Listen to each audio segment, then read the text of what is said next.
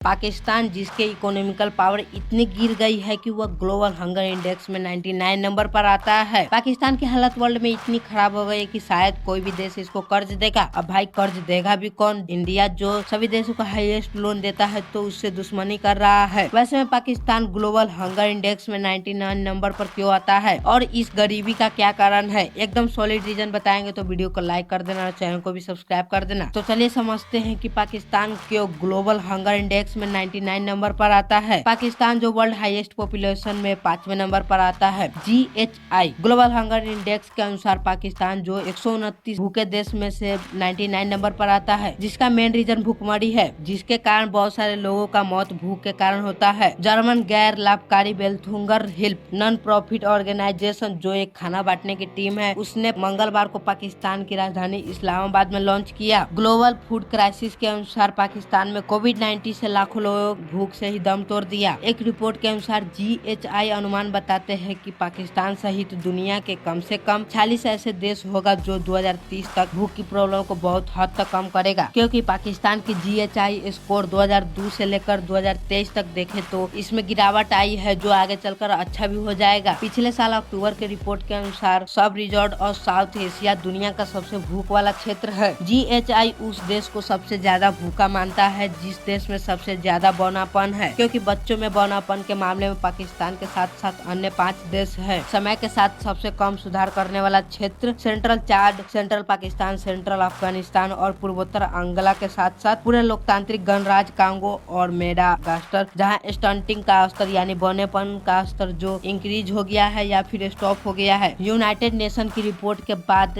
GHI report मई में जारी किया, जिसमें पाकिस्तान को फूड इनसिक्योरिटी, जिसमें खाद्य असुरक्षा वाला क्षेत्र कहा गया। द वर्ल्ड और फूड एंड एग्रीकल्चर ऑर्गेनाइजेशन से तैयार की गई एक रिपोर्ट में कहा गया कि 80 लाख लोग हाई लेवल खाद्य से जान पर खतरा है। इसमें पाकिस्तान को 18 महीने तक मुश्किलों की सामना करना पड़ा, जिसमें 18 महीने तक सबसे ज्यादा मुश्किल पॉलिटिकल क्राइसिस ने अब तक फाइनेंशियल क्राइसिस सबसे ज्यादा बढ़ा दिया है। फाइनेंशियल क्राइसिस का मतलब अर्थव्यवस्था का अचानक से कम हो जाना। इसका सबसे बड़ा कारण पिछले साल का बाढ़ आना, जिसमें $30 अरब का नुकसान हुआ और जिसमें से अकेले एग्रीकल्चर को $100 मिलियन से ज्यादा का नुकसान हुआ, जिससे इकोनॉमिकल पावर बहुत ज्यादा फर्क पड़ा। इंटरनेशनल मॉनेटरी फंड के अनुसार बढ़ते बैलेंस ऑफ पेमेंट क्राइसिस के कारण विदेश कंपनी भी लोन देना कम कर दिया है और देश पर पिछले 3 साल में $77 मिलियन से अधिक बाकी है। इसी बीच मुद्रास्फीति यानी कि सेवाओं और वस्तुओं की मांग बढ़ने पर उनकी मांग पूरी नहीं हो पा रही है, जिसके कारण वस्तु का दाम तेजी से बढ़ना शुरू हो गया है, जो इस साल की शुरुआत में बढ़कर 38% हो गई है। पाकिस्तान जो घरेलू चीजों को पूरा करने के लिए दूसरे देश पर निर्भर रहते हैं। एग्रीकल्चर और इकोनॉमिस्ट के चीफ रिसर्चर कहते हैं कि पाकिस्तान में मुख्य रूप से सामर्थ्य की सामना कर रहे हैं, जबकि हमारे देश के पास पर्याप्त खाना है लेकिन इनकम कम है और साथ में मुद्रास्फीति को भी धीमा करना होगा। सरकार को प्रोडक्टिविटी और सामर्थ्य पर काम करनी होगी। उनका कहना है कि पाकिस्तान को खाद्य जरूरत पर और कराची में खाद्य सुरक्षा को करना होगा। पाकिस्तान